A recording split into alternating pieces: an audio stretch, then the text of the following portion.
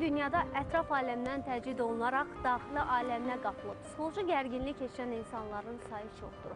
Elmi dildə buna autizm deyilir. Statistikaya görə təxminən 1000 nəfərdən 3-ündə bu sindroma rast gəlmək olar. Ümumilikdə isə onların sayı 67 milyona çatıb. Təəssüf ki, bugün doğulan uşaqların 100-dən birində də bu hala rast gəlmək mümkündür. İndi uşağım 3 yaş yarımındadır. Bunu mən dil açmağa başlayanda, yəni 2 yaşında mən bunu hiss elədim ki, bunda nəsə var.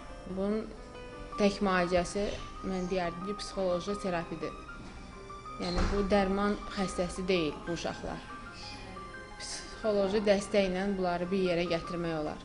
Mən Raolda 3 aydır biz gəlirik. Nəticəsi pis deyil. Yəni çoxdan görməyənlər hiss edirlər ki, dəyişiklik var uşaqda. Rahil anadan olandan xəstə olubdur, doğulandan bəri xəstədir. 8 yaşında bilmişəm autizm olduğunu. Yerində fırlanırdı. Diqqəti o qədər yox idi, özü bildiyi şeyə diqqət edirdi. Məsələn üçün istədiyi bir şey, ancaq hər bir şey diqqəti yox idi. İndi diqqəti biraz düzəlmə yüzdədir.